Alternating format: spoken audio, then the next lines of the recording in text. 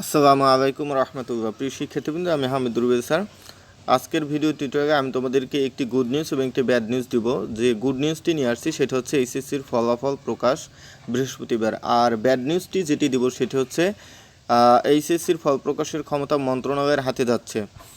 তো এই একটি গুড নিউজ এবং একটি ব্যাড নিউজ নিয়ে বিস্তারিত আলোচনা করব আজকের এই ভিডিও টিউটোরিয়ালে। তো শুরু করা যাক আজকের এই ভিডিও টিউটোরিয়ালটি। তো প্রিয় শিক্ষার্থী, শুরুতে আমি গুড নিউজটা নিয়ে তোমাদের সামনে যে বিষয়টি উপস্থাপন করি সেটি হচ্ছে যে বৃহস্পতিবার প্রকাশিত হতে পারে এইচএসসির ফল। এই সম্পর্কে যে তথ্যটি জানাচ্ছে সেটি আমি তোমাদেরকে জানাবো। 2020 সালের এইচএসসি ও সমমানের পরীক্ষার ফলাফল 10 জানুয়ারির মধ্যে প্রকাশ হতে পারে। আগামী 7 জানুয়ারি বৃহস্পতিবার ফল প্রকাশের অনুমতি চেয়ে প্রধানমন্ত্রীর কাছে চিঠি দেওয়া হয়েছে। প্রধানমন্ত্রীর অনুমোদন পেয়ে বৃহস্পতিবার এইচএসসি ও সমমানের পরীক্ষার ফলাফল প্রকাশ করা হবে। আগামী 5 ও 6 জানুয়ারি অধ্যাদেশ জারি করা হতে পারে। অধ্যাদেশ জারির পর ফল প্রকাশের কার্যক্রম শুরু করা হবে। শিক্ষা বোর্ড সূত্রে জানা গেছে ফল প্রস্তুত আছে। তো প্রিয় শিক্ষার্থী, এই ছিল তোমাদের গুড নিউজটি, অর্থাৎ এই নিউজটি তোমরা অলরেডি সবাই জেনে ফেলছো। তারপরও আমি আজকের ব্যাড নিউজের প্রসঙ্গে এই ভিডিও নিউজটি আবার একটু রিপিট করলাম, কারণ এর সাথে রিলেটেড আছে আজকের ব্যাড নিউজটি।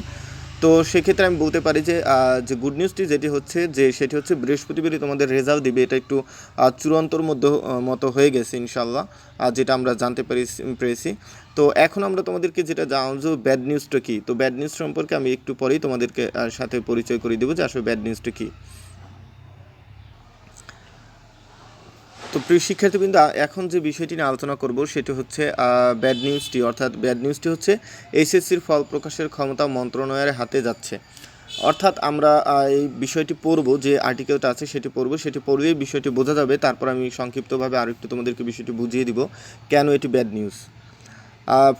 4 জানুয়ারি 2021, অর্থাৎ আমরা জানি যে আজকে 4 জানুয়ারি, আজকেই সংবাদটি কিছুক্ষণ আগে প্রকাশিত হয়েছে। এইচএসসি সমমানের পাবলিক প্রকাশের ক্ষমতা শিক্ষা বোর্ডগুলোর। অধিকাংশ শিক্ষা বোর্ড পরিচালিত হয় 1961 খ্রিস্টাব্দে জারি করা অধ্যাদেশ বলে। বিধানে বলা আছে বোর্ডগুলো পরীক্ষা নেবে এবং ফল প্রকাশ করবে। সেই হিসেবে ফল প্রকাশ করার ক্ষমতা বোর্ডগুলোর। কিন্তু এবারে পরীক্ষা ছাড়াই উচ্চ মাধ্যমিক ও সমমানের পরীক্ষার ফল প্রকাশ করতে যাচ্ছে। ফল প্রকাশের পর সংক্ষুব্ধ কেউ আদালতের শরণাপন্ন হতে পারেন। এতে পুরো প্রক্রিয়া আটকে যেতে পারে। শিক্ষা বিষয়ক দেশের একমাত্র দৈনিক পত্রিকা শিক্ষার এক লাইভ অনুষ্ঠানে বিষয়টি তুলে ধরা হয় 2 সপ্তাহ আগে। এরপরই সরকার উদ্যোগ নেয় বোর্ড অধ্যাদেশ সংশোধন করার। আর যেহেতু এখন সংসদ অধিবেশন নেই, তাই সংসদ ছাড়াই বিধান পাল্টাতে হলে অধ্যাদেশ জারির বিকল্প নেই। এই অধ্যাদেশ জারির মাধ্যমে ফল প্রকাশের ক্ষমতা বোর্ডগুলোর কাছ থেকে শিক্ষা মন্ত্রণালয়ের হাতে যাবে। এখন প্রিয় শিক্ষার্থী, তোমরা এখান থেকে যতটুকু বুঝছো যে আসলে ব্যাড নিউজটা কী সেটি হচ্ছে আমি তোমাদের একটু ক্লিয়ার করে দিচ্ছি। আমরা জানি যে আমাদের যে এসএসসি এবং এইচএসসি যে রেজাল্টগুলো পাবলিশ করে সেটা হচ্ছে প্রতিটি বোর্ড এটা নিয়ন্ত্রণ করে, অর্থাৎ প্রতি বছর যে রেজাল্ট পাবলিশ করে সবগুলো বোর্ডের অধীনে থাকে।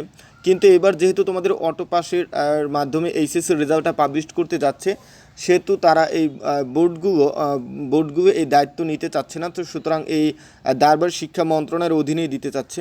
তো এক্ষেত্রে তোমাদের জন্য কেন ব্যাড নিউজ হতে পারে সেটা হচ্ছে আমরা জানি যে প্রতি বছর রেজাল্টে কোনো ভুল ত্রুটি হলে আমরা যে শিক্ষা বোর্ড আছে সেখানে আমরা এটা নিয়ে আবেদন করতে পারি এবং এটা সংশোধন করার চেষ্টা করি, বা এরকম কোনো অপশন থাকে। কিন্তু এবারের রেজাল্টে যদি কারো কোনো ভুল ত্রুটি হয়ে থাকে বা এরকম কিছু হয়ে থাকে, সেক্ষেত্রে কীভাবে ছাত্ররা তাদের যে সঠিক রেজাল্টটা পাবে সে ব্যাপারে কোনো এখনও জানা যায়নি। তো সেক্ষেত্রে যেটা ব্যাড নিউজ হতে পারে সেটা হচ্ছে যেহেতু বোর্ডগুলোর অধীনে যাচ্ছে না, শিক্ষা মন্ত্রণালয়ের অধীনে গেছে, তো এক্ষেত্রে কারো যদি রেজাল্টে কোনো ত্রুটি বিচ্যুতি হয়ে থাকে তো এটা সংশোধন হবে কি না এই ব্যাপারে এখনও নিশ্চিত না। তো আশা করি এ ব্যাপারে বিষয়টি নতুন কোনো সিদ্ধান্ত নিতে যাচ্ছে। তো আমার মনে হয় এরকম কোনো পরিস্থিতি যদি হয়ে যায় যেটা রেজাল্ট দিবে সেটাই কার্যকর থাকবে, যেহেতু এই কথাতে এটাই বোঝা যাচ্ছে যে কোনো আইনি যে প্রক্রিয়া কোনো সমস্যা হতে পারে সেটা যেহেতু না হয় সেজন্য তারা শিক্ষা মন্ত্রণালয়ের অধীনে নিতে যাচ্ছে। তো আমি যেটা বলতে চাই যে তোমাদের যদি রেজাল্ট প্রত্যাশিত না হয়, তো তোমরা যে কোনোভাবে এটাকে সঠিকভাবে সংশোধন করবা বা করবা, সেরকম কোনো বিষয় এখনও কিন্তু শিক্ষা বোর্ডগুলো যেহেতু নিচ্ছে না, তো এ ব্যাপারে তোমরা কোনো সিদ্ধান্ত পাচ্ছ কি না এটা শিওর না। অর্থাৎ কোনো রেজাল্টে যদি ত্রুটি বিচ্যুতি হয় তো সেরূপেই তোমাদের জমা যেতে হবে। সুতরাং তোমাদেরকে আমি যেটা বলবো সেটা হচ্ছে সবাই যে নিজ নিজ জায়গা থেকে যে ধর্মের হও সেই ক্ষেত্রে কোনো ভালো কাজ করার মাধ্যমে তোমরা সৃষ্টিকর্তার কাছে প্রার্থনা করো যাতে তোমাদের রেজাল্টগুলো প্রত্যাশা অনুযায়ী হয় এবং তোমাদের যে প্রাপ্য সেটা যেন তোমরা পাও, কোনোভাবেই যেন কোনো ত্রুটি বিচ্যুতি না হয়। অর্থাৎ আমি এই বিষয়টি এই জন্য উল্লেখ করছি যে আমরা জানি যে রেজাল্ট তৈরি কোনো সময় যে কোনোভাবে হয়, কোনোভাবে কোনো ত্রুটি বিচ্যুতি হতে পারে। সেক্ষেত্রে যে তোমরা কী করবে, অর্থাৎ শিক্ষার্থীরা কীভাবে তাদের ভুল ত্রুটি কার কাছে করবে সে ব্যাপারে কিন্তু এখনও জানা যাচ্ছে না। তো সেজন্য বলি যে সবাই সবার দিক থেকে যেটা প্রত্যাশা করো সেই রেজাল্টটাই যেন হয়। তো সেই প্রত্যাশায় আজকের ভিডিওটি এই পর্যন্ত। সবাই ভালো থাকো, সুস্থ থাকো, আল্লাহ হাফেজ।